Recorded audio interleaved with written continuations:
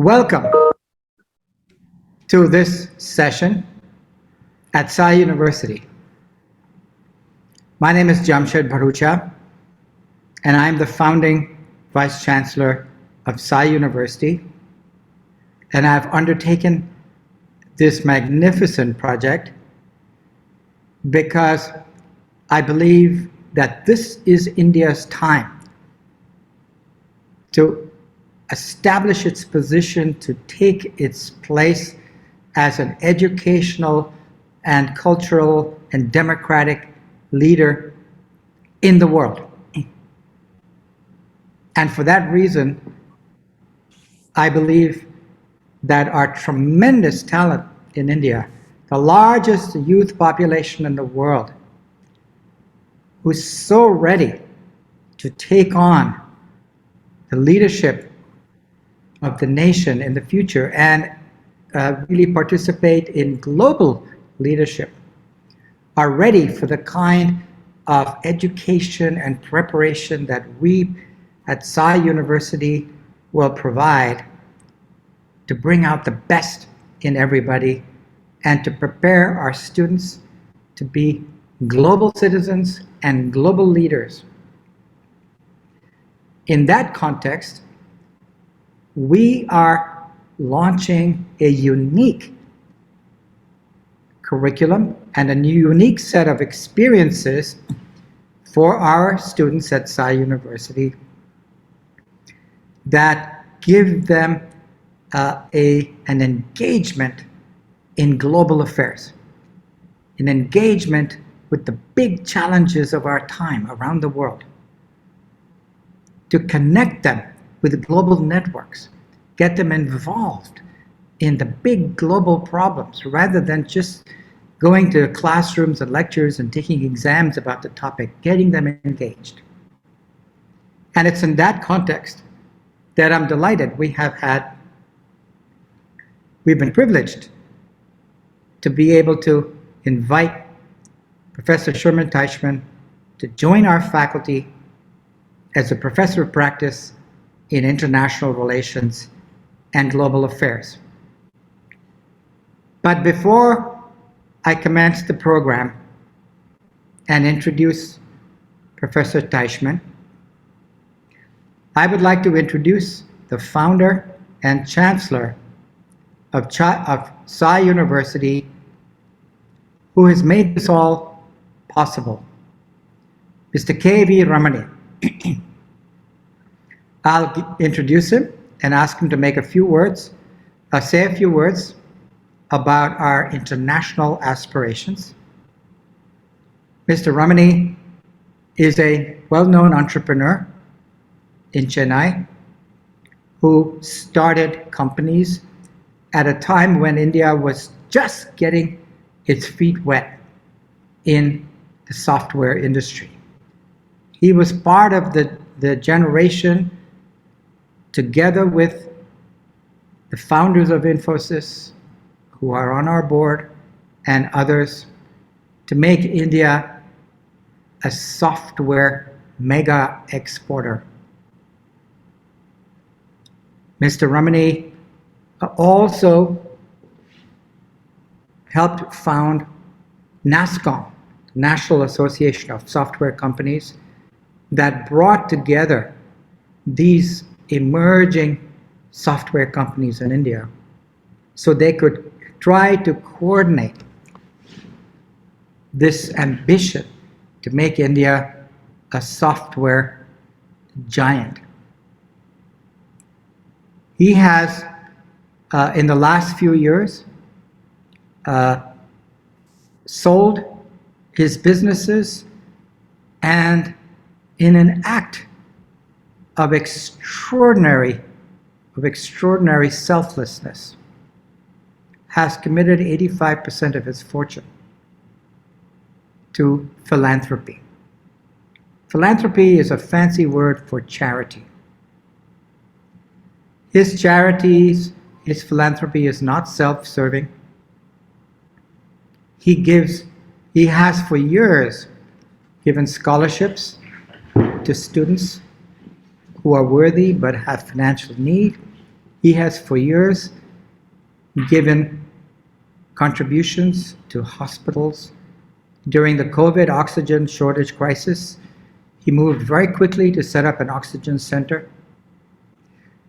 And his biggest philanthropic project now is Sai University, whose vision is to be a globally eminent university. I am privileged to say that he was so convincing. He convinced me to return from the United States to join him as Vice Chancellor to help build Sai University from scratch into a globally eminent university based on the most contemporary ideas of education, to attract young talent and develop them to fulfill their greatest potential. Mr. Ramani, I would invite you to make some remarks.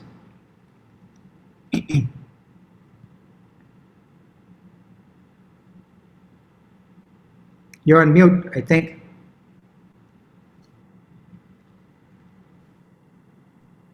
Thank you, Jamshed, for your generous and kind introduction. And thanks, Professor Sherman, for joining this conversation. It's a pleasure and honor to meet you, sir. I've heard so much about you and a privilege to meet you here. And publicly in this forum, and before I speak, I want to acknowledge and express of every one of our students and our faculty members here that from Sai University, I want to express my most sincere gratitude and thanks to Professor Sherman for sharing or donating his personal library of nearly 20,000 books to Sai University. So Sai University is going to have the privilege of starting a university with a library of 20,000, a personal collection of Professor Sherman. Thank you very much, sir. You are all trying to... Just one correction, sorry, it's not 20,000, but it's a very generous collection. Yes.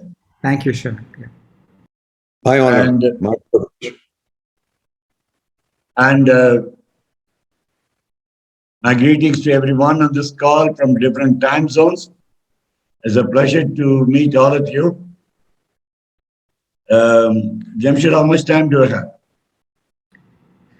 Well, you're the founder. You have as much time as you want. I just want to be fair that everybody has enough chance to speak. I would suggest that within 10 minutes would be great. 10 would be fine. We have 3 or 4 speakers. In addition, we have 2 or 3 speakers in addition to Sherman, his former student. That's good. Yeah. So I just set my timer and we get started. The idea is I want to listen to others as well, not keep talking off. So let me give you a 2-minute quick overview about myself. I've been a telecom software entrepreneur. My life started with a career in IBM. And of course, I worked in India in industry for some years. And I started 2 telecom ventures. One was called Future Software in Chennai in 1985. Some of the students here are obviously not born at that time. So it's a history of India's evolution in the modern technology space. And then in 1990, I co-founded Hughes Software from US, Hughes Network Systems of Germantown, Maryland. We started a company with them in Gurgaon, near Delhi. So Future Software is specializing in data networking, routing, and switching and technologies for worldwide companies. And Hughes was specializing in satellite software and mobile telephony software. So my guru Sai was so kind to me. I got an exit of both companies on the same day, which is a very rare occasion. And in 2004, I had a generous exit. And at that time, I decided that wealth has to be, as per Sai's advice and guidance, wealth has to be shared to benefit more people, not just be enjoyed. So the concept of sharing wealth as a community resource was deeply ingrained in me. And because of that, I had kept 15% for my family. And with 85%, I started a trust called Shirdi Sai Trust, which is where I'm speaking to you from today. It's a place, a birth of Sai University in Chennai. The concept of Sai University started from this location. So it's so privileged to be talking from the same place. So Shirdi Sai Trust is set up as an institution to help the people who are deserving, apart from those who are spreading the message aside. Uh, we are helping students, especially first generation graduates, with about 3,000 scholarships each year. 3,000 students from underprivileged economic conditions are given scholarship to pursue their higher education in this country. From Shady Side Trust, from the foundation endowment we created, the income goes towards the scholarship. Similarly, each year we found that the economic criteria of low-income wage earner gets seriously affected if they have a medical emergency because India does not have a healthcare system. And therefore, we devise a system where people, breadwinners of the family, when they go have a medical emergency, like a bypass surgery or a cancer treatment or a kidney transplant, dialysis, cataract surgery, whatever, we tie up with hospitals and make sure they're back in their job within 2 months. And we take care of the treatment costs. So we help nearly 4,000 people a year medical emergencies. In addition to that, keeping in mind the low-income families in the country and people who kind of homeless and shelterless, we've through 65 institutions around the country, from Himachal Pradesh to Kanyakumari and Gujarat to Assam, we've set up outreach points, 65 points around the country, where we're providing a lunch and dinner for 5,000 people every day, so that nobody should go without food. So it's a community service. So while all of this has been going on, a thought was occurring in my mind. 2018 was the centenary year of my guru, and we had to do something special in memory of my guru. The time that I was inspired to start Sai University. So I've come here to the present and now to say Sai University was conceived in 2018. Then we had consultants to prepare project reports, concept notes, and so on and so forth. And one thing which I must say, when I was going through this process of understanding the higher education sector in India, is that we are now in the 75th year of independence of India. In 75 years, India has developed in many fronts. For example, information technology sector, which is where I come from. We were zero in mid-80s. And today, we are considered the technology leaders in IT sector worldwide. To a point that if you're starting a company in US in IT park, unless you have a tie-up in India, they don't get your venture capital or equity funding. The same thing India has been able to repeat in healthcare sector. I remember 25 years ago, if you had to go through a bypass surgery, you had to go to US for a treatment. And those who couldn't afford were facing serious health issues. And today is also India as a healthcare leader in the world. You see that patients from around the world come to India for equally good Medicare as in the rest of the world, and perhaps better nursing care, and at like 1/4 or 1/5 of the cost that you would incur in a developed economy. So I said, why don't we repeat the same magic in the education sector? Because this higher education sector, especially in India, just to give you the context, is that if you go by either Times ranking or QS ranking, which is a well-known ranking of universities around the world, not even one university from India figures in the top 100. The first, which is IIT Mumbai, comes at 125. And there are several in 200 and 300 and so on. Therefore, we decided that what we need to do should be set up a globally eminent university in India, not at another university. There are about 700 private universities in India. And there are equal number of government to state-owned universities in the country. Therefore, our concept was different. We are not here to provide yet another university, the thousands of universities in the country. We want to set up a world-class university in India. And therefore, the vision I created for the university is to say that we will be a globally eminent university. And the second vision is that in India, education is a big business. It's large volumes and big amounts of cash, payment towards your fees and so on and so forth. So we set up education as a service in India. For those of you who are new to this concept, India is one of the ancient civilizations. from recorded history where we can track our civilization to about 4,000 years ago. There could be questions about how true or false it is and whether those years are valid in scientific terms, but it is certainly several thousands years ago. And in 5,000 years ago, India had several civilizations. We had Nalanda, we had Harappa, we had Keladi in the south, we had other civilizations, Gujarat, and where from recorded history, scholars from around the world have come to India for in search of knowledge. And today we seem to have lost that. Today we are in a situation where our young students are going to several parts of the world seeking knowledge and higher education because India has not developed the higher education sector. And therefore we need to have knowledge interplay with the rest of the world, with around the globe. Faculty and students should be free to exchange their ideas, debate them, discuss them, each one arrive at their own decision and logical conclusions. That is welcome. But at the same time, I think we should equally provide an opportunity for students of India to learn the most recent advances in science, technology, arts, music, digital, whatever area there is in India. So I said that let's create Shah University as a platform to build a globally eminent university, which will provide the latest and the best in terms of higher education quality for students in India.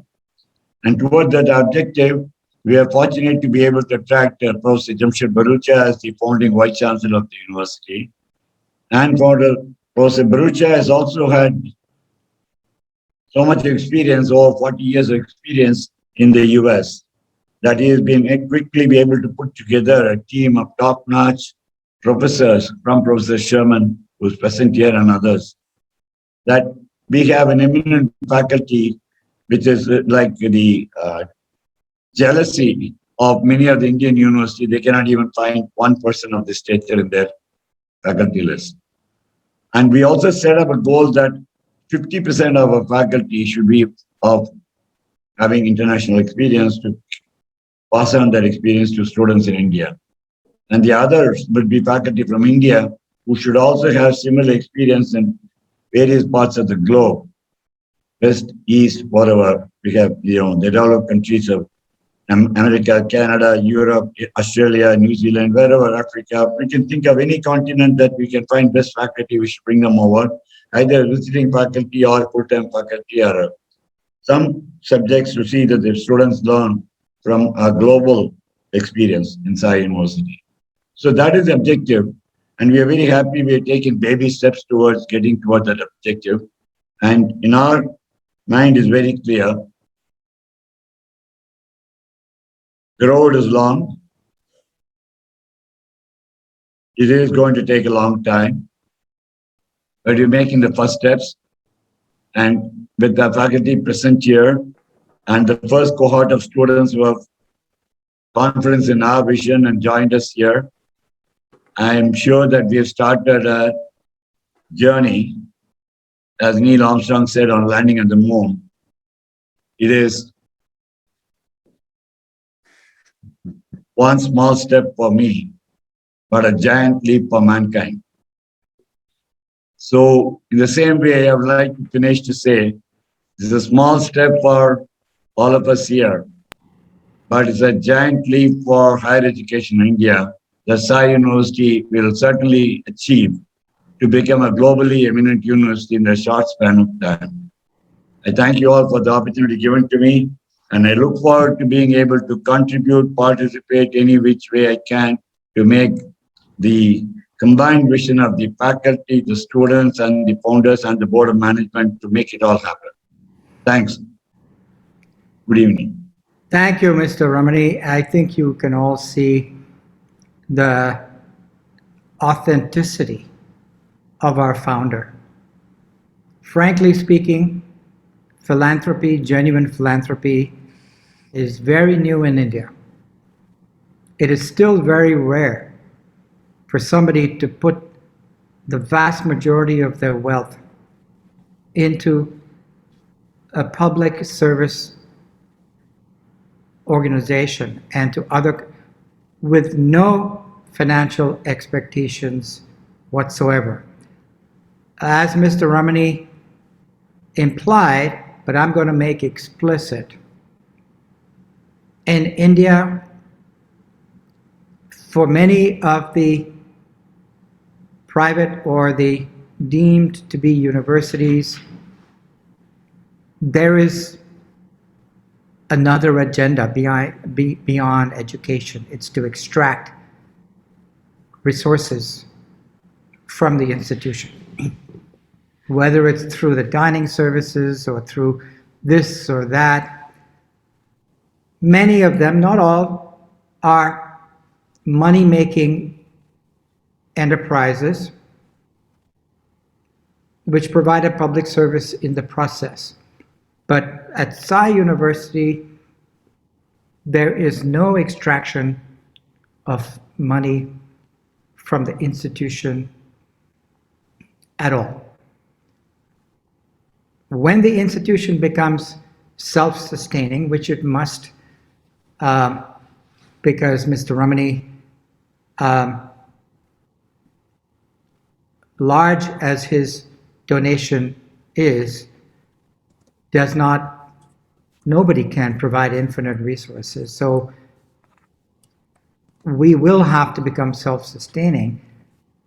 But beyond that point, if the institution runs any kind of financial surplus, all the surpluses are going to be reinvested in the mission of education and research at Sai University. Nothing will be extracted by the founder, by board members, by anybody else.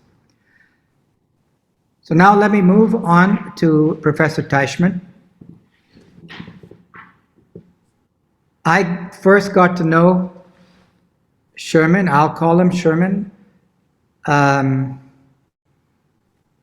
got to know him when I first came to Tufts University from Dartmouth College. I came to be provost and senior vice president. And people talked about this Sherman guy. He was kind of, he is known as a force of nature, a hurricane. In Indian language, it could be a cyclone. I really was very curious about what this was all about. And I got to know this was a completely original, unique model of international education that he invented and developed. And you're going to hear from a few of his former students who have benefited from that. It's a hands-on, visceral, connected form of education that puts undergraduates in touch with global leaders who are doing all kinds of interesting things, who gets them involved in projects, who builds international networks for our students. And so when I came to Sai University, one of the first things I thought of, let's try to get Sherman. And I think when I called him up, he was relaxing on the beach in Cape Cod in Massachusetts. And, I popped the question and here he is. He is going to do a number of things for us. First of all, he's going to teach the course this semester, first semester, starting at the end of September, on global issues. And he's going to teach it in the model that he invented. It's called the colloquium model, where he will bring in different speakers and guests at different times. And students will have direct contact with these people who are doing really different kinds of things in the global sphere. That is powerful. It's much more powerful form of learning than just listening to lectures and mugging up for final exams. So that's what he's going to bring. And then Beyond that first semester course, he's going to help us build programs that place our students into the international arena. So now for the formal introduction. Professor Teichman was founder and director for 40 years of the Institute for Global Leadership at Tufts University, which is a transformational, hands-on, immersive model of international education. After that, he was at Harvard University as a senior fellow at the Carr Center for Human Rights Policy at the Kennedy School of Government. He is a research associate at the Center for International Studies at Oxford University. He's a senior fellow at the Liechtenstein Institute for Strategic Development and the Raoul Wallenberg Center for Human Rights in Canada. He is a senior strategic advisor for the Human Rights Foundation and a strategic advisor for Refuge Point and for Music for Life International, a really interesting NGO.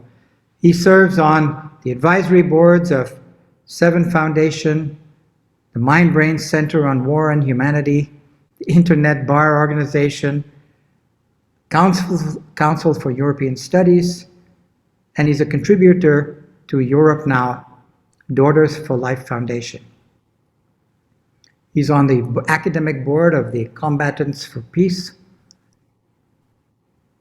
and a whole list of other organizations, including International Peace Accelerator, Embodying Peace, Embodying Justice, Jewish Movement for Uyghur Freedom, Global Futurist Initiative, and Final Words.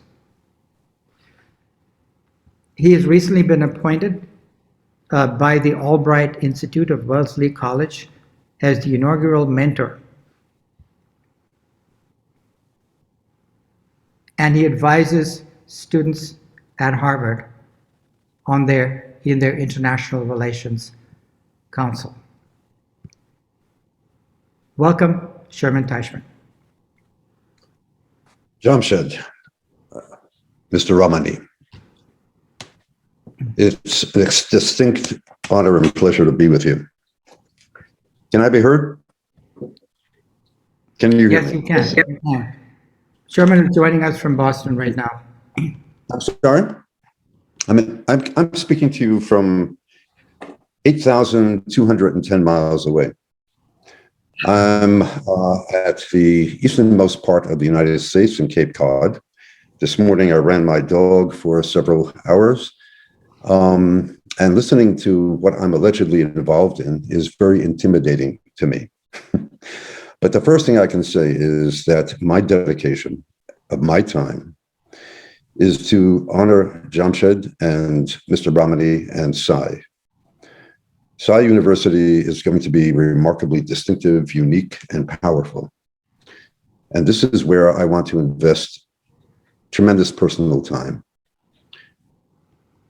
I may be 8,000 miles away from you, but ultimately my intent is to get to know each and every one of you.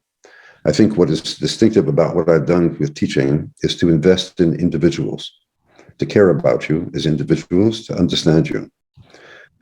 I have a tremendous amount of ideas to potentially project in our courses, but what is going to be critical to me is to begin to understand you individually, to understand your aspirations. That is what is essential. And my hallmark of education has been to invest in people. I have a human rights background. That's probably the most important thing you need to know about me. But I am going to give you a sense of why it is that I listened to Jamshed. Just by giving you a sense, I hope, of what we did together at Tufts University and the unique of his vision and why it is that he took me out of retirement. So Jamshed and I were involved in a unique initiative to try to bring a non-secular opportunity for elections in Iraq after the Iraq War. We brought together every faction of the warlords and all of the different political parties with the exception of Al-Qaeda. We did this with the Nobel laureate president Martti Ahtisaari of Helsinki. We brought together the leaders of the African National Congress, the people who overcame apartheid in South Africa, with the leaders of the Irish Republican and Provo armies that brought together finally reconciliation in Northern Ireland. And our students were very much involved in the research and preparation for these 3 years of what I would call covert diplomacy. Jamshed came with me to Annapolis, the United States' Naval Academy, to honor our effort to bring Chilean military and militarized police to Annapolis, because we had set up a program called Allies, Alliance Linking Leaders in Education and the Services, where I took my students all over the world, and in this particular instance to Chile, to create a human rights curriculum for the new cadets that were coming into their academies to overcome the abuses of the dirty war that had taken place. And we did this with the judge who had the courage, despite assassination attempts, to prosecute the dictator of Chile, Pinochet, who was an extraordinary man, Juan Guzman. Jamshed and I have worked on neuroscience and national security projects. We have as well had a lot of fun. I'm wearing my cricket shirt. Jamshed convinced me to create a cricket team at our university, and I can tell you to stay out of his way because he's a very good batsman. Jamshed and I have a personal relationship. That is why this works. And what will work here with Sai is if we get a chance to understand each other and care about each other and venture into the world, not only of intellect, but to make ideas tangible and to have leverage in the world, to create outcomes. For you to be leaders in whatever significant way you choose to advance your lives, but to recognize that knowledge is not simply ephemeral, but it has an application. And we are dedicated to solving the world's most pressing problems. That is what Sai will do. And we will do this by exposing you to extraordinary people, to the cutting edge of ideas, but most importantly, to people who are your peers in many ways. And that is what I immediately want to do right now, which is to introduce you to a number of our students, my students, our alumni, and there are many of them who you will be able to meet in the course of the months ahead, years ahead, because I've signed on for 4 years here. I want to stay with this enterprise and see it prosper. Before I move on, I just simply want to say that I am joined in this by my wonderful young colleague, Cody Valdez, whose work abroad ranged from creating an energy grid for an orphans village in Rwanda after the genocide, to creating a unique crowdsourcing platform to try to prevent the violence that took place in Kenya, Africa. And also I see Nithya in our site here, who will have a chance in the future to speak to you. But right now, without any more words, it's the time for action. And the time for action is, how do you apply the knowledge that we hope you will gain with us? So I'd like to introduce Ajaita Shah, who to me epitomizes so much of what we accomplished in education together. Ajaita is the founder of many, many aspects of entrepreneurship, of poverty reduction, poverty alleviation, gender rights, women's advancement. She's an Indian entrepreneur, a social activist. She's the founder and CEO of Frontier Markets, the president of Frontiers Innovations Foundation. Initially, we began to think with her about microfinance. She is the stimulus for our Empower program at Tufts University, which has sent hundreds of students all over the world to try to create NGOs, to work with NGOs, to alleviate poverty and to bring dignity to people. So Ajaita, please take this mantle and move us forward. Thanks so much for that, Sherman. And hi, everyone. If you hear background noise on my side, it's because it is Ganesh Chaturthi, and therefore there is a lot of music and halla happening where I am, because I am calling from Jaipur right now. So I'm sitting in my Jaipur office, and right outside of me, there's like wedding season happening. So I apologize for that. But it's really nice to see everyone. I think most of us are on the same time zone because I think everyone else is calling in from Chennai, and I'm happy for the ones that have been able to turn their videos on. I always love seeing faces when I get a chance to meet students. I'm keeping this very informal, but I'll tell you that when Sherman reached out to me and told me that he was, coming out of retirement and again coming back into the world of teaching and inspiring, I got very excited and curious because I've been trying to get Sherman to come to India for almost 20 years now. And so it's really exciting to see this come together. I myself, honestly, grew up in the US. My parents are originally from Rajasthan, from Jaipur. But, I'm sure you guys all understand that typically our dreams are to leave India and go abroad and make a life there.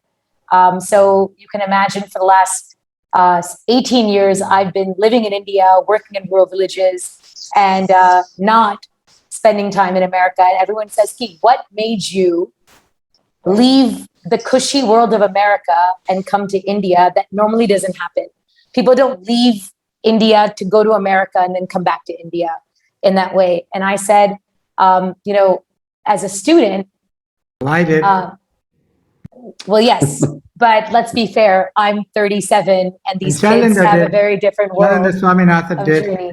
Well, I was born in America, right? And so the whole point is that it is awkward when typically NRIs being born in America do not then leave America and then spend the rest of their life working in rural India. So let me take my moment of aha moment, Jamshed, so that I can explain that in every interview I've ever done, whether it's with Forbes or whether it's with, L'Oreal Women of Worth or winning all these different awards, everyone always asks me this question: what made you drop that easy life of work in America, becoming that lawyer, becoming that doctor, or becoming that finance officer in America, to literally come and be in India? And I said that it was the learnings that I had when I was in university and learning through Sherman about what it means to be a global citizen. What does it mean to be someone that actually takes the opportunity of education, but really pushes it to the next level and starts thinking about who I want to be as a person and where do I fit when it comes to the world, and start looking at the world with a different lens, looking at the world with the lens of it's not about me or my family, it's about us and community. And it's about us as a community, not just where I live, but who we're a part of in this global interconnected world. And the 4 years that I had working as a student at Tufts University, I also learned through Sherman about why it's so important to look at experiential learning, why it's not enough to just read books or research things online and write papers, but actually to go into the field, meet people, meet the people that are working on similar topics as you, but might be from a different part of the world altogether, and really spend time experiencing things, right? And so, and learning about things. As Sherman said very rightfully, I have been, I guess, the queen of looking at poverty alleviation and gender. I wanted to kind of explain what I did, not by actually talking about what I do, because I feel like I don't do justice to it. But there's this really cute short video that UBS created for me as a global visionary just like 3 weeks ago. So I'm going to show it to you because you guys will be the first to see it. But it's a 3-minute, very short video that tells you what I do and what I've done. But I then really, just to give you that context, I'd love to go back and get a chance to talk about what that journey has been from 17 to now 37. But also, I'd love to just hear from all of you. I'm so curious to know why you are here and what are you thinking about. And it's so interesting that we're all kind of sitting in India in the most interesting time ever, where there's health disasters, climate disasters, problems left and right in terms of our own country. But we're also in the same time on the forefront of being one of the most important leaders of the world when it comes to action, innovation, decisions, empowerment. And it's a very interesting moment to start thinking about how do we fit in the world with a global lens, but also how do we learn from others as we kind of evolve. So I'm hoping to have that conversation with you because I'm very curious to see all the different people on the call. So I'm going to share my screen quickly so I can show this video. Just give me 1 second.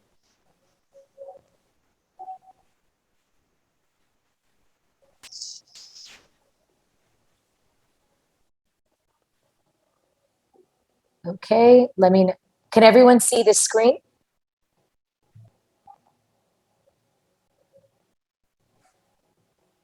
Yes, okay. Yes. My name is Ajaita Shah, and I'm the founder CEO of Frontier Markets. Frontier Markets invests in the future of rural India today by investing in the potential of rural women and connecting quality products to people. Rural India is changing. Better roads, internet connectivity, and smartphone penetration. Yet despite all of this, product and service companies are not reaching over 551 million rural customers. Women aren't getting long-term income opportunities, making a massive and powerful group vulnerable when disasters like COVID and climate change hit. Frontier Markets addresses this by driving the best selection of life-improving products and services to rural customers delivered to their doorstep, while creating sustainable livelihoods for rural women, all on a digital platform. In partnership with local NGOs, we invest in rural women to become our digitally savvy women entrepreneurs called Saral Jeevan Sahelis. Sahelis use our assisted e-commerce platform called the Meri Saheli app to facilitate access to clean energy, agri, digital, and essential solutions locally while earning income without having to leave their village, becoming local leaders and decision makers at home. This Meri Saheli app was really designed for rural customers by our Sahelis, ensuring that it's easy to use. This combination of high touch and high tech works. 700,000 rural customers have accessed over 1 million quality solutions. 70% of these customers are women who purchase these solutions to develop new income opportunities, generate savings, and boost their productivity, creating new financial assets.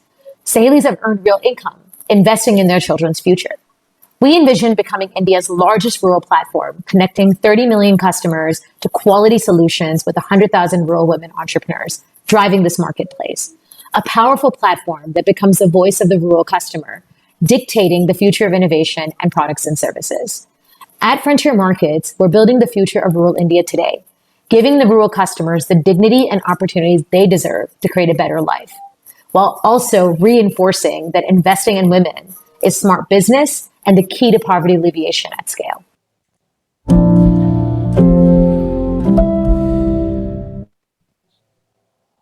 I hope everyone was able to see that. Yeah. Okay. Great. So it's a quick video just because I want you to know that there's been an evolution, right? When I remember when I was in university, globally there was a lot of things happening. I mean, there's a lot of things happening, right? I was in high school, and planes hit the Twin Towers in New York City. We, as a country, decided to go. We started 2 wars in literally less than 3 years. We went to Afghanistan. We went to Iraq. We saw so much chaos all around the world. And growing up, it was also still there was genocide and humanitarianism, and there was so much going on in the world. So sitting in your little bubble in Boston or sitting in your little bubble in Chennai doesn't necessarily help you see what is happening in the world unless you care. And I think what this university, and I think what Sherman will bring, is a flavor of that world to you in all different angles and forms and shapes. Because that's what happened with me. When we there were two courses that I had taken. One was Unintended Consequences, Dilemmas in Nation Building, America's Role in the World. And it was apt in timing because it was a course that really was asking this question of what does it mean to be a leader in this world as a country? How do we look at relationships? How do we understand other countries' struggles and crises? When we make decisions to help a country or save a country or go against a country, what are the unintended consequences, right? Where are the ripple effects of disasters? And for me, the lens was always about people. It was always about the fact that at the end of the day, when we are trying to make decisions about anything in the world, there are people involved in that process. And when there are unintended consequences, the outcomes are that people suffer. And when people suffer, poverty gets created, injustice gets created, chaos is created. And that was something that I really it didn't sit right. I wasn't okay with it. You know, I had my family living in New York. We were Jeffrey Jane jewelers. I had a very nice, cushy life. It was very easy for me to ignore it all. And I could have easily said, not my problem. I'm in a good place. I'm happy. I just want to have a steady job. But I don't think anyone in this room today thinks that way, which is why it's so exciting. Because something within us is telling us that we have to be bigger, think bigger, and be a part of something bigger. And I think that's actually how I felt when I was 17 or 18 years old. I just didn't know how. And I think what these programs and what Sherman was able to do was help me find tools and get exposed to people and ideas to start thinking about how. And I had no idea. So I spent 4 years just kind of trying to do a lot of things, everything and anything, worked in different places, traveled different places, met different people. Eventually, as Sherman said, and again, thanks to also Jamshed, I jumped into the alumni world of Tufts in India. And I came back to India right when I graduated from college, and I entered into the microfinance space. Since most of you guys are from South India, I'm sure everyone's familiar with the microfinance sector, right? But I'll tell you what's interesting about the microfinance sector when I entered. I was 20 years old. And it was the rise, demise, evolution, and revolution of the microfinance sector that I got a chance to witness. At 20 years old, I spent 6 years just traveling across India, various different villages, working with different microfinance organizations, sitting with women, sitting with families, and really trying to understand the challenges that come with rural India, the contradictions that are there with rural India, and the injustice that was there. And it's ironic when I thought about it, because I said, here we are as a country of 1 billion plus people, but the majority of our people are actually not being really paid attention to in the way that they deserve and dignity. And but that exposure in my early 20s was the best learning that I could have ever gotten. That was what my journey of experiential education would be. And I asked tough questions. I worked on different projects. I succeeded in many things, failed in many things. But it also motivated me to think about who I wanted to be in the future. And that's what made me set up Frontier Markets. I've been running Frontier Markets now for 10 years. And I've been in India, driving the solutions. But you all have seen India evolving drastically in the last 10 years, right? From infrastructure shifts to internet shifts to digitization to demonetization to GST changes to COVID. But what's exciting is that when you kind of at an early age get the confidence and the know-how and the motivation to want to be, you're able to understand that you deserve to be someone that can be a part of the solution, and you're finding the right tools to make it happen. A lot of things change. And so, I always look back and I look at, where I started the journey and what motivated me to do what I did. It happened through here. And it's frankly accidental, but really also amazing.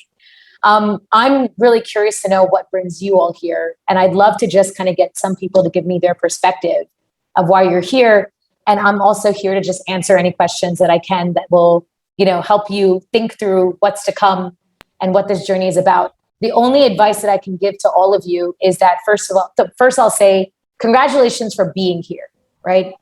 It's already a huge step, because clearly something about your decision to be here tells you that you're already thinking about things very differently. And you're excited to be a part of a global mission and an initiative, which is super exciting.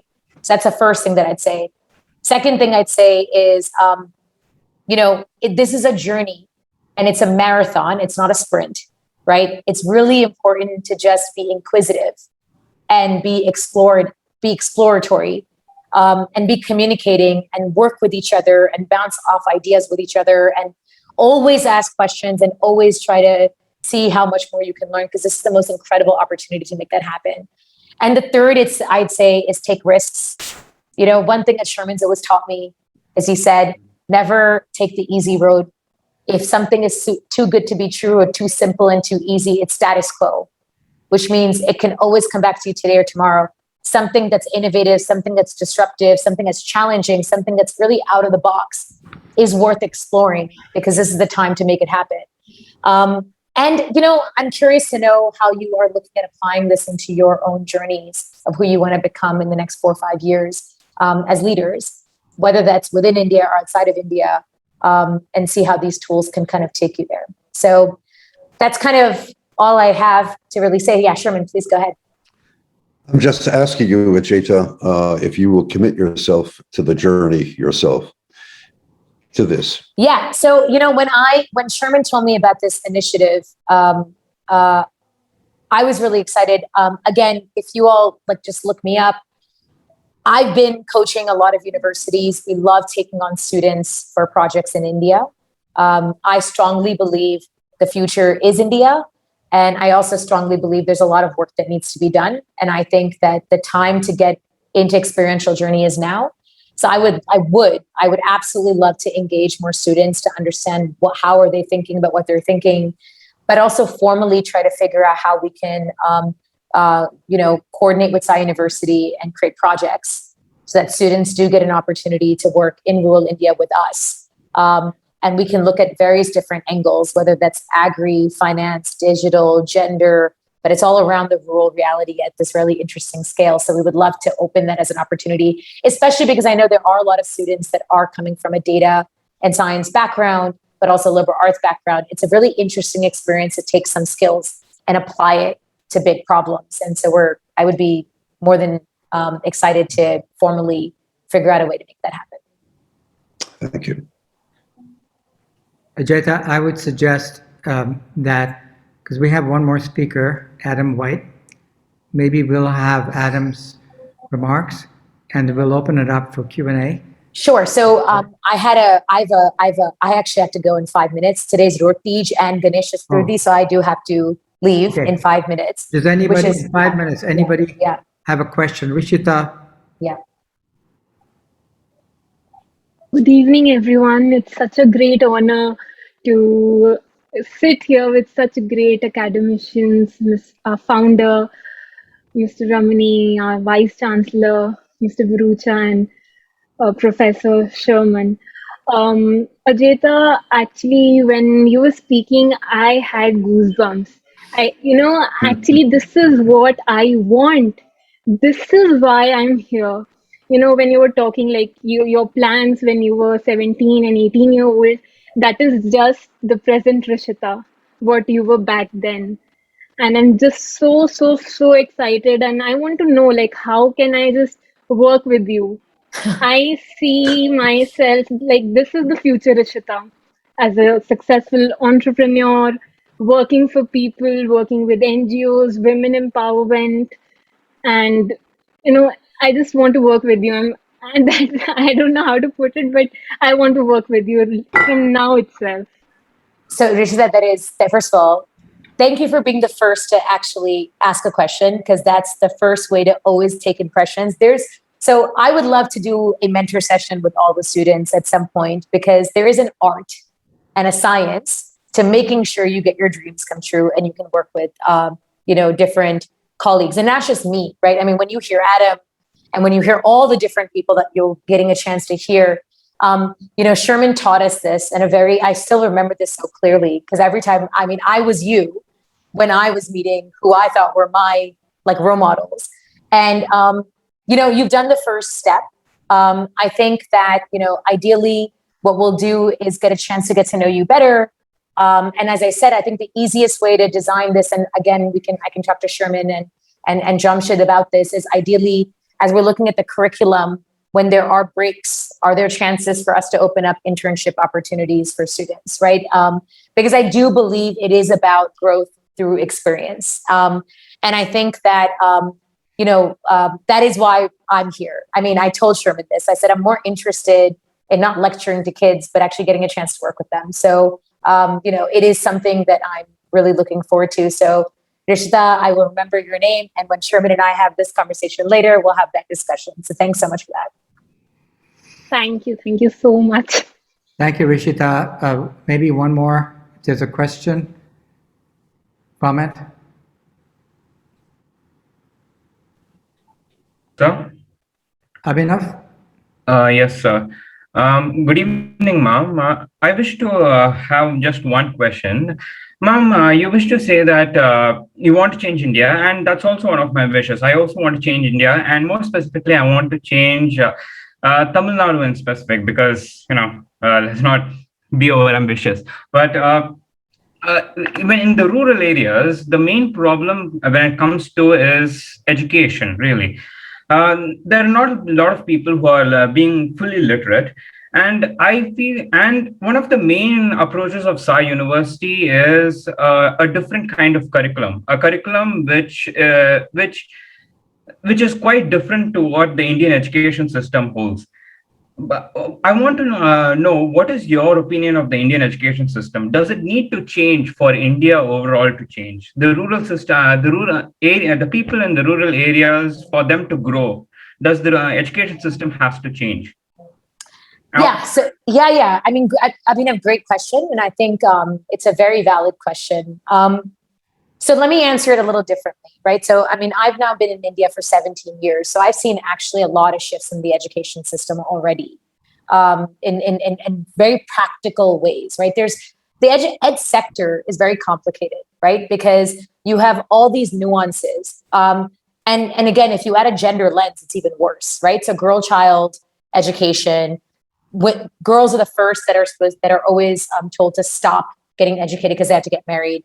There's always these gap years that happen. If you add now COVID, even worse, right? Because digital gaps and digital education is the biggest challenge when rural kids don't even have smartphones. And so they can't even get curriculum on their phone to be able to catch up to that divide, right? Work from home challenges with kids getting educated because no one has a computer. So, there's already a lot of infrastructure core gap challenges that are already there. And then to your point about looking at curriculum and thoughts and innovation, I have a lot of great friends that work in the ed tech space. And I work actually quite closely with them as we start thinking about different age groups for children and how can we bridge some of these gaps. I do think there's a lot of work that's starting to happen now in looking at innovating in education. I mean, some of the organizations I can tell you, like Avanti Fellows is incredible. Lead India, Lend a Hand India is incredible. Not in Baiju's per se, but they're Baiju's equivalents that are actually now popping up for rural ed tech spaces. So as one advice I'd say to you is that if this is a passion point for you, as a part of, as you're designing your own understanding of your journey, explore that further, right? And I think you're in the right group of people that can also give you connections to some of those other organizations, do deeper dives, think through what kind of project you'd want to explore even further, but also use the curriculum to be able to do comparisons, right? So you can see what's worked, what's not worked, what's in, what's not. And as you use this time to do a deeper dive, hopefully that allows you to then create your interesting project of what you want to explore based on the learnings that you have. But there is a lot happening, but it's more about taking this time to do a deeper, inquisitive understanding of it even further, if that helps. But yeah, so I mean, I hope I answered the simple answer to your question is, of course, things have to change. The more complicated answer to your question is there's a lot of levels and layers and timing that it takes to kind of make it happen. It's a coalition effort versus an individual effort, right? Is the way that I would see it. Abhinav, let me just interject. We at Sai University have already developed some really powerful networks in India of organizations that are closely involved with rural development and rural education. For example, IIMUN who is the president and founder, is on our International Advisory Board and brings to the table really thousands, actually tens of thousands of schools in India. And it is definitely one of our priorities to help the schools develop and create a better partnership between the schools and the universities, which up until now, there's this big divide. We'll take one more question in the interest of time. Jugal Shah. Good evening, everyone. Good evening, Mom. I do have a couple of questions. The first one being, I do have a couple of startup ideas, like how soon can I work on it? And the other one being, how do you change the mindset of people? Like, as you said, people in rural India, they are a bit, they're a bit resistant to change. And how you able to just try a platform or try a product and then slowly shift them towards that mindset. Sure. So I think let me answer the second question first. I think that there's a misconception of who the rural Indian household is today. It's shifted a lot in the last 20 years. There's been a lot more exposure to the outside world, to urbanization, and there's a very different aspirational angle for rural households that we have to understand has shifted quite drastically, especially due to the interventions that are coming in also from government and others. With that said, of course, behavior change is not a one shot, one intervention, light touch journey. It does take a lot of design, a lot of insights, a lot of know-how to really start understanding the psyche of who the rural customer is. And that's what we've done. I mean, we've spent the last 20 years really deriving our own understanding of how do we truly leverage data and leverage psyche know-how of our rural families to kind of then derive better messages, better campaigns, better solutions, et cetera, and then work on really connecting that rural customer through behavior change. The other thing is also, it's one of the reasons why we use rural women. We work with women because we do believe women are the most insightful social influencers that we can possibly leverage, especially when you build trust in a community. Like imagine if I wanted to help someone switch to a solar light, I do need to understand their pain points with kerosene or lack of electricity and what the opportunity can be. So it's an entire process. We've kind of made it into a science and we're able to roll it out now in different segments. We, for example, are doing vaccine coordinations right now in rural villages. We've made a commitment to help 1 million families get vaccinated fast. So we're dealing with vaccine hesitancy. We're dealing with also onboarding people on COWIN and getting them vaccinated.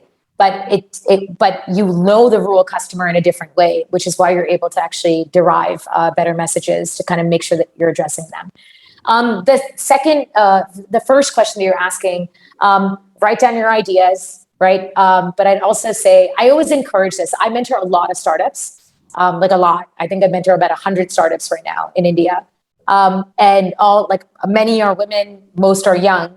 But my answer to every idea that comes in is please first do the work.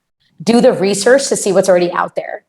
And don't think that your idea is a new idea unless you've done the work, right? Because startup culture in India is booming. It's been around for the last 5 years. And there's a lot of incredible incubators and opportunities that are really trying to derive in these areas. So take the time to understand your ideas, understand the market, understand what's already out there, understand what's working, what's not working. And that's research. That's education. And again, you have Sai University to give you access. So do that and then refine your ideas. And then, of course, we can always find platforms and places to help you showcase those and take it to the next level. Thank you, Ajaita. And that was very inspiring. Thank you, everyone. Please, happy Ganesh Chaturthi, and I can assure Rishita and Abhinav and Jugal and others that we are going to keep you attached to our students, and we're going to encourage them to bug you and send you emails and get the best out of you. Good. Great. Thank you so much, everyone. Best of luck. Ajaita? Yeah. Yes. Ajaita, you are simply beloved. Thank you. Thank you. Thank you so much. Thanks, everyone. Take care. Good luck. Bye. Before we move on to the next speaker, who is also a former student of Sherman's, I want to briefly introduce Cody Valdez, who Ajaita had mentioned. We will get a more complete opportunity to bring him into your lives when we start our orientation later this September. But Cody joins us from Vancouver. He's just waiting to move to India to join us full time. He will be on the faculty and he will have a special position called senior tutor.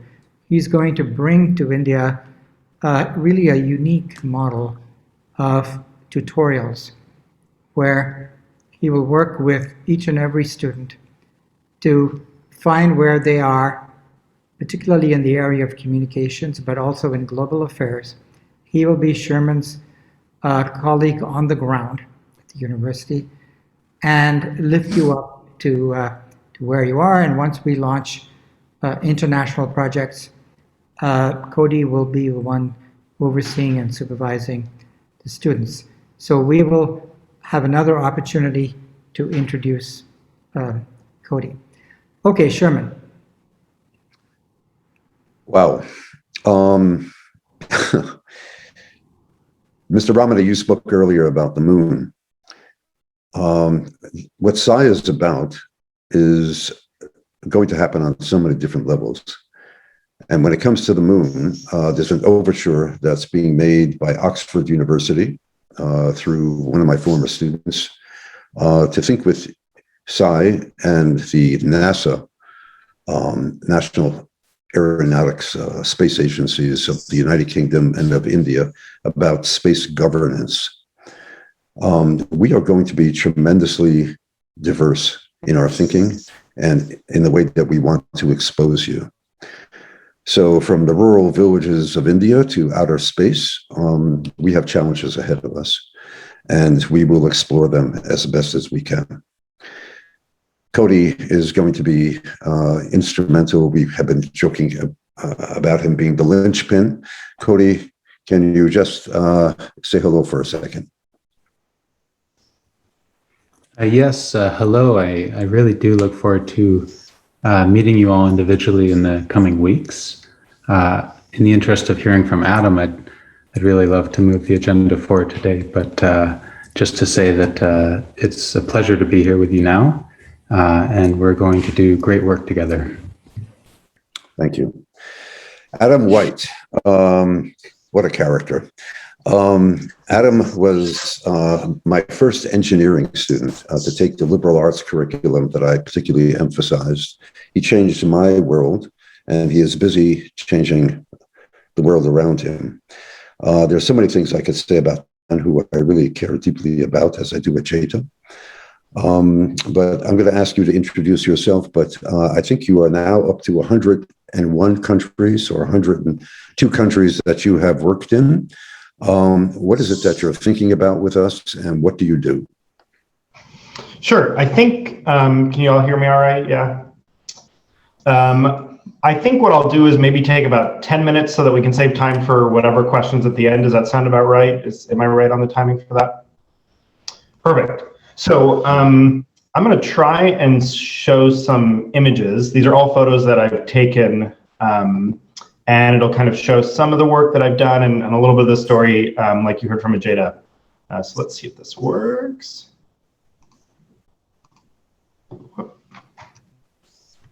Can you guys see my screen? Yep. So I'm hopefully this might look familiar to some of you. This is where I am right now. I'm here in Brooklyn in New York. And of course I have to show this photo of Brooklyn because this was almost my career as a bridge engineer. And so I first went to Tufts for engineering to become a bridge engineer. I was just fascinated by how things work and how to build things. And I imagine for many of you, if you're interested in engineering or computer science, and I was doing a bit of both, you might see the world the same way. And then I was lucky enough to stumble upon EPIC and some programs at Tufts University that really exposed me to the full potential of becoming a global citizen, of all the different work that I could get engaged with. And it really sort of allowed me to take my interest in technology and engineering and connect it to human rights and connect it to global issues and connect it sort of more fully to the other side of me that I was interested in developing. And I really was able to kind of build a career out of that. So I'll talk specifically about, so while I was at Tufts in Sherman's program, I had the opportunity to do an independent research project where I really took this connection of engineering and of the world and brought them together. And so I traveled to Beijing in China. You can see on the right is the Forbidden City, and you can see that it is pretty cloudy or hazy, which is not unlike Delhi or not unlike many cities in India with pollution. And there was a big effort to expand the public transport system in Beijing. And so I went to do an independent research study to really understand, how does public transit connect to sustainability in cities, access in cities, equity in cities? And this sort of led me into giving a presentation at a big conference at Tufts. And then it led me into a master's degree in urban design and social sciences at the London School of Economics, where I focused on urban issues around the world. And from that, I actually started a research firm focusing in design and design thinking to really understand particularly urban issues. So, while Ajaita may have spent a lot of time in rural areas, I was really focused in cities. And I worked for a bunch of different clients all over the world, kind of studying the intersection of technology, cities, sustainability, urban planning. And this was over the last sort of 10 plus years while mobile phones became way more prevalent. And so just to give an example of one of those projects, let's see if this works. Yeah, there we go. I founded a project called Digital Matatus in Nairobi, Kenya, where I know we mentioned Cody also has spent some time in Nairobi. So matatus are the names of these minibuses that you can see in the photograph kind of on the side. This is a place where people might stop and get in and out of their minibuses. It's like a public bus, but a lot smaller. And they're totally informal, totally organized by just the drivers. You go, you get your van, you get a permission, and then you're a bus driver in the city. And so Nairobi has millions of people that are moving around just using these minibuses. But the city was planning the future of Nairobi with no knowledge of what these minibuses were doing. And so I brought together a group of 3 universities, so MIT, Columbia University, and the University of Nairobi. And so myself and a professor from each university, we all came together and we sort of looked at this problem. And we looked at, how are people getting around Nairobi? How is the city making decisions? What are the political obstacles to implement sort of change in this system? What are the technical obstacles? And that's where the MIT professor, my good friend Sarah, took on a big responsibility. And we jointly decided to work on a project, and of course with the University of Nairobi, so that we were working in collaboration with Kenyans who really understand the context and sort of bringing this international, not just perspective, but international collaboration together to do things that none of us could do on our own. And so at that time, there was a big push in Kenya to expand access to open data. That might be a term some of you are familiar with, especially if you work in technology. Or if you're interested in technology, you might have heard of, public data being made more open and more accessible so that coders and infographics can be made and applications can be built on top of it. And so Kenya had this big movement to do this almost about 10 years ago as part of a new constitution. And so we said, okay, well, how can we do this for public transportation? And so we actually created the first public transit map for Nairobi. And it was also the first public transit map for any type of informal transit system and for any city in sub-Saharan Africa. And even though many people had tried to do this before, it was that long-term collaboration between all of us, with the university, with the government, with all the different stakeholders, and taking a really an approach that balances technology and the social sciences and the humanities to kind of understand how do we bring everyone together to actually do a project that will stick around and not just kind of be alive for a month and then no one will ever use it again. And so this is actually the map that we created, and it's posted all over the city of Nairobi. It was on the front page of the newspaper the day that it was created, and it really became this map that was very central to how Nairobians view their own city. I know some of you are more interested in computer science, so I'm putting this up just for a second. This is actually the data structure of something called GTFS, which was originally the Google Transport Feed Specification. It's now the General Transport Feed Specification. And this is actually how Google Maps puts subway maps into its map. So I know Chennai is in the process of expanding its public transport. I know there's a few up and coming train systems in South India. I know in Kochi and in Hyderabad. And so, GTFS is this universal data system. And we said, well, the way to make this data really stick around is to put it into this format. So that way it can be used on any app, on Google Maps, on a bunch of different platforms. And Google actually hired us to maintain the data and has actually continued to fund the project ever since, because their original guess was, well, no one in Nairobi has a smartphone. No one in Nairobi is going to use this data. And it turns out within the first year, this is us sort of creating and improving the map. Turns out that within the first year, we had nearly 100,000 downloads of the data, which this was a number of years ago when that number was sort of astronomical. And Google originally said, oh, well, we'll do this for a little bit just as for fun. And then they called us up and they said, okay, so people are actually really using this. Let's keep this going.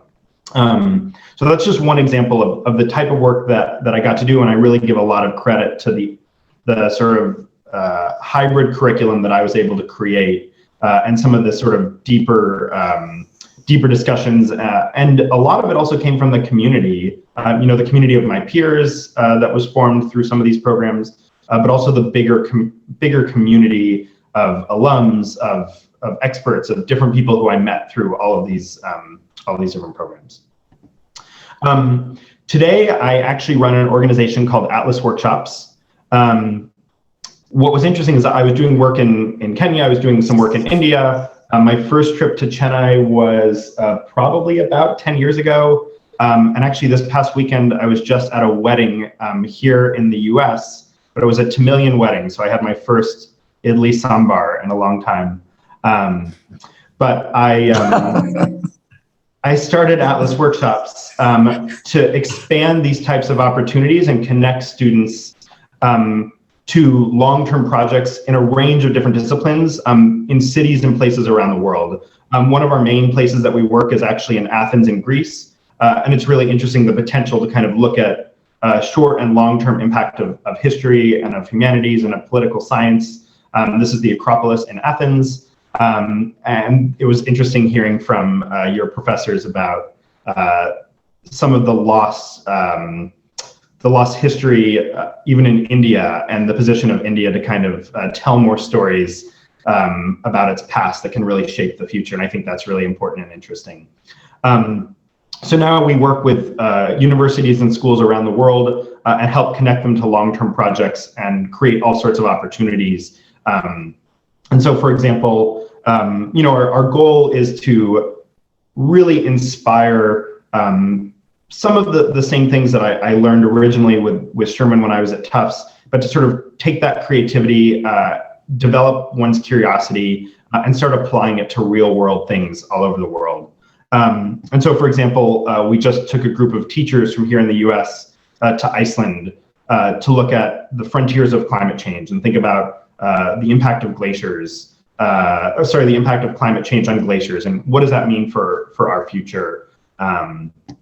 We also have looked in Mumbai at urban issues, again, something that's really personal to me and something that I'm quite passionate about. And how are we combating sea level rise and increasing weather events? Here in New York and Brooklyn, we're also looking at that, which could be a really interesting thing to have a connection between students in India and cities in India and cities here in the US. And then, like I said, back in Athens, one of our favorite places to, again, look at how does having a history where you think a lot about something that happened 2,000 or 2,500 years ago really shape your modern identity and shape the way that you see yourself today? And how are those stories that we create today based on the past, and how are those shaping the way that politics and issues are even impacted every day now. So I tried to keep it brief so we could save some time for questions, but I don't know, Sherman or Cody or any students, if we just want to sort of switch over, I'll stop screen sharing so you can see me again. But yeah. Okay, thank you, Adam. Any questions for Adam?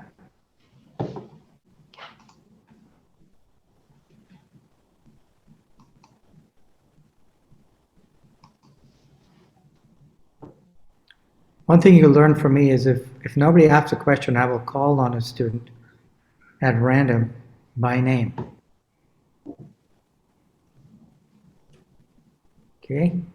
Shri Priya. You have Yes, questions, sir. a comment, an impression. What did you think? It's a good evening, everyone. It's a huge honor to even be in the same Zoom room as such eminent personalities, and it was really inspirational to see Adam sir, Mr. Adam, just travel around the world and contribute so much around the world, and it really inspired me. I don't think I have any questions. Okay. Thank you. Sonak, do you have, what did you think about that? Did you agree? Did you disagree? Do you have any impression? Well, it's an honor to speak to Adam White, like such an eminent personality.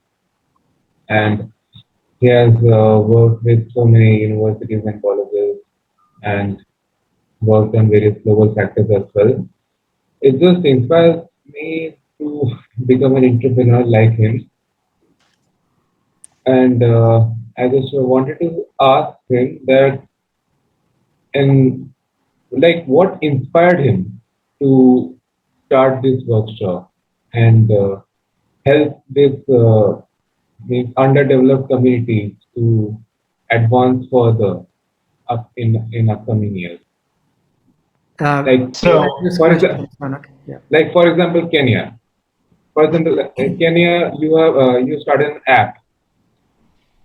You started an app. You didn't see a significant rise in the number of downloads, but eventually, how did it help you to? I mean, like encourage you to focus on this project more and more, and how did it help in develop the transit system which you are dreaming of building? So I have a few answers to that. The first, sort of starting with what you said with Kenya and pulling on a question from earlier around changing mindsets, which I think is really interesting. You know, the question for Ajaita was around changing mindsets with a focus on rural India, but I actually think that that's a global issue, and we're seeing it, you know, here in the U.S. with many issues right now.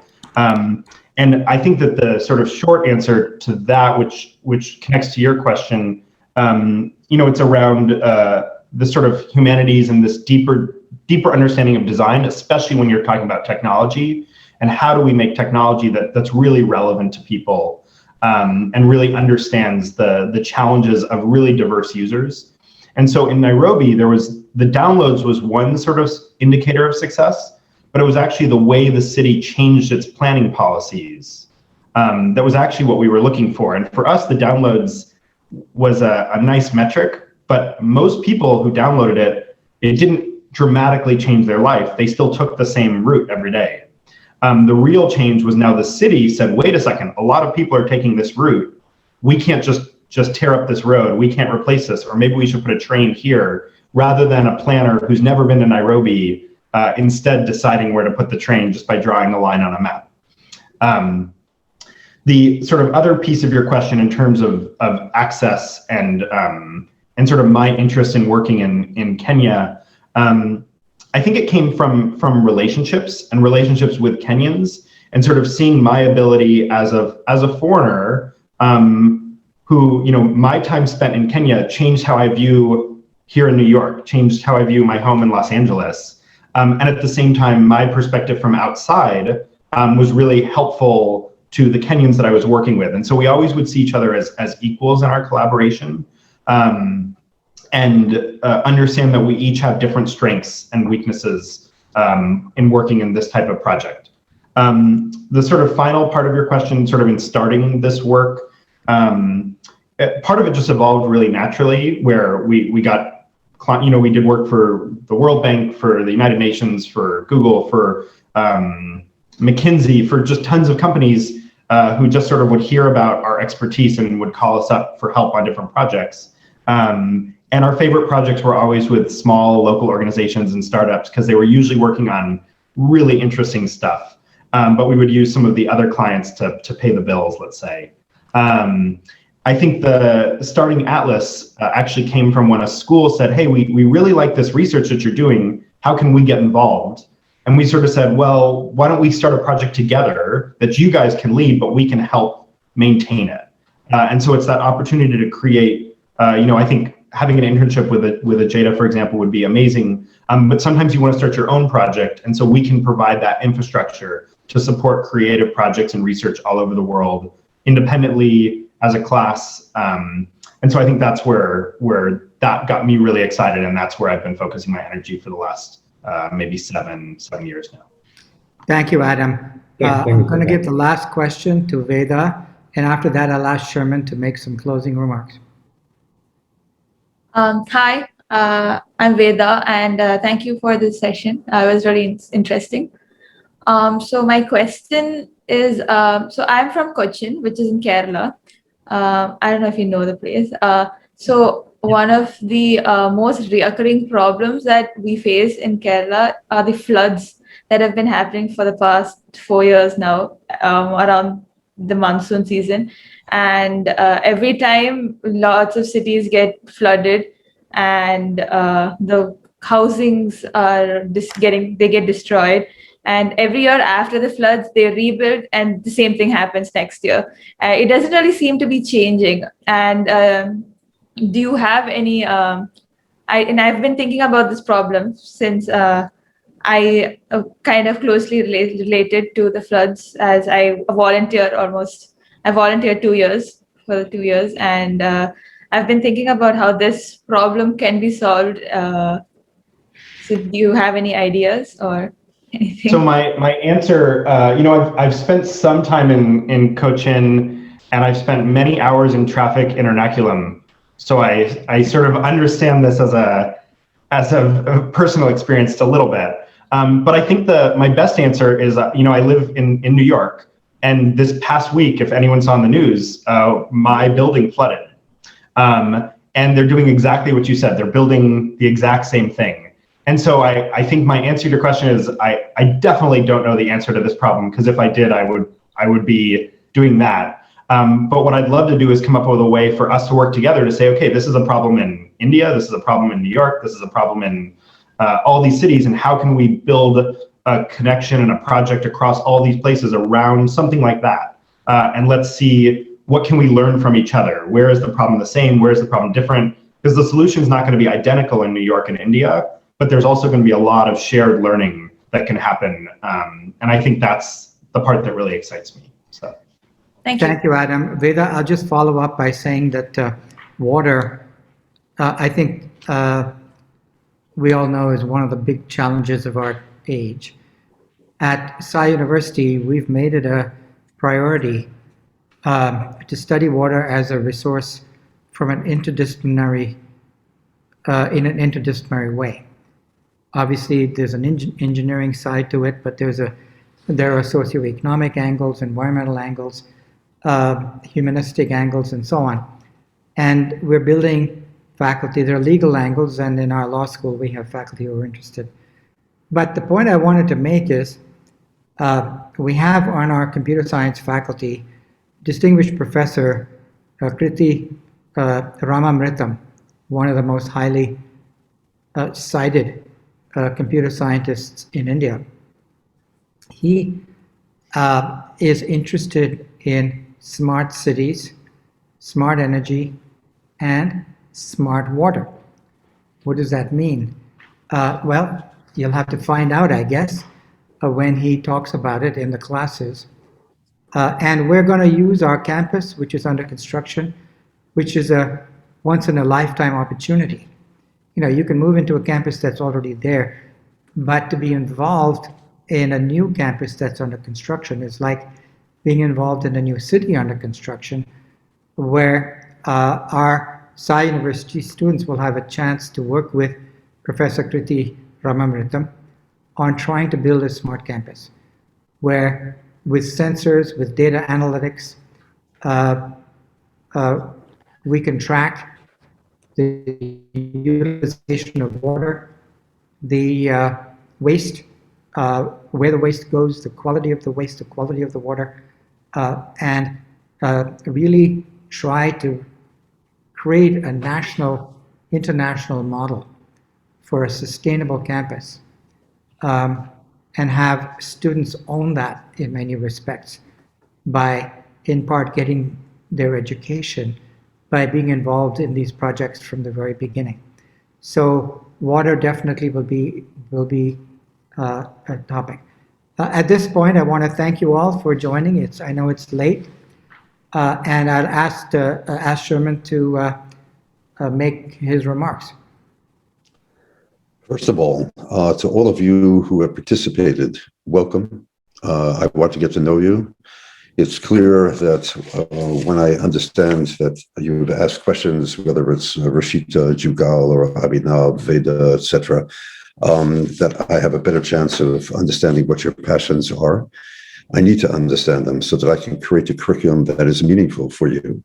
So in the context of water, we will have an extraordinary expert on water diplomacy, Shafiqul Islam from Bangladesh, think with us. I'm a member of I'm a strategic senior fellow of something called the Institute for Strategic Development, headed up by perhaps the world's leading expert on sustainable cities, Peter Droge from Germany. When Jamshed, you and I worked together, we created this graduate program on systems, science, and society on water issues. With the specificity that you can give me as you articulate what you're interested in, we can design a very unique pattern of ways in which your passions are met, integrated into the larger issues. So as an instance, right now, one of my students is creating a framework, a legal framework at her graduate school, at the Fletcher School of Law and Diplomacy, one of my interns, on an international criminal court for environmental crimes. So from the level of governance and accountability and human rights to the level of engineering, and as Adam has talked about it very tangibly, on the level of creating outcomes for citizens. This is where we want to concentrate broadly, but also in a very discerning manner that specifically meets your needs and your aspirations. And as you've heard from both Ajaita and Adam, they started someplace and ended up someplace entirely different. What I want to stress to you is this is a risk-taking enterprise. You're part of an experiment. You are going to grow in unexpected ways. Your education with me is not going to be linear, A to B to C to D. It's going to be something entirely different that will shake you up. And hopefully challenge your preconceptions and challenge the ideas you have right now. And one of the first things I'm going to be doing is introducing you to a world famous man named Juan Enriquez. We'll put his bio into your framework, but he has written a massively important book called Right, Wrong, on how technology influences your morals, your ethics, and your judgment. And that'll be one of the first speakers that you'll meet. He was head of the Harvard University Business School's Life Sciences Project. He sailed the same route that Charles Darwin sailed to take a look at species into the Galapagos in Ecuador. We are going to try to bring you the world, and you are going to absorb it in the ways that are meaningful for you, and we will design it together. Thank you, Sherman. That's been very inspiring. And Sherman mentioned this book by Juan Enriquez on the right and wrong in technology, which will be on the syllabus for Sherman's course, and Juan Enriquez himself will be a speaker in one of the modules. And we're delighted to say that we are going to distribute free to all of our first-year students a copy of that book. So as soon as Amazon can deliver it, you might get it. Thank you. A last word, Jamshed. I want to embrace Nithya, who is sat in, getting an idea of what we're all about, which you will hear from Nithya in the future. I am going to be bringing you many of my former students, many of them Indians who I had the privilege and honor to work with. So somebody that I could integrate into all of what we've been hearing here in terms of metrics and data and accountability is one of my former students, Dijo Goswami, who graduated from the Harvard Business School, but became a personal assistant to the woman who won the Nobel Prize for Economics recently, Esther Duflo, who's the head of JPAL, will introduce you to what that's about. But it's a beautiful synthesis between data, the use of technology, and for humanistic ends. And this is going to be a major part of my emphasis, to try to figure out how computers and data and technology is used in ethical, humanistic ways, in ethical, meaningful ways. Now, she's not on this call, is she, Sherman? Nithya? Yeah. Nithya is here. I'm looking at you right now, Nithya. Okay, she's gonna speak to the students. Nithya? In another session. Okay. Nithya, do you just want to say hello for a second? Yeah. Hi, everyone. It's great to meet you. And I've spent a lot of time in Chennai as well. So I'm really happy to see this effort specifically in Tamil Nadu. Thanks. Looking forward to chatting later. Okay. Thank you all. And you are now, those of you who will be Sai University students on the beginning of a journey. As Sherman said, it's a windy journey. But the goal is by the time you graduate, you will see yourselves as truly global citizens, leaders, contributors to make the world a better place. Thank you very much. Thank you to Chancellor Ramani and all of you who have been on this call. Chancellor Ramani, your vision, we are dedicated to it. Thank you, Professor Sherman. I just want to say one line in closing. It has been a pleasure meeting with all of you and the students of the first cohort of Sai University. We set out together on a mission to build a great university, eminent university in the world. I can see that it is already taking shape. The first step itself has been a giant leap. I'm looking forward to not only the questions that Veda asked, and Jamshed answered to say that we'll be solving the water problems in the Sai University campus. I'm just going to give you one comment that to begin with, we made a commitment that the Sai University new campus, the main campus, would be a net zero campus. That means there'll be no solid waste going out of the campus and there'll be no liquid waste discharged from the campus.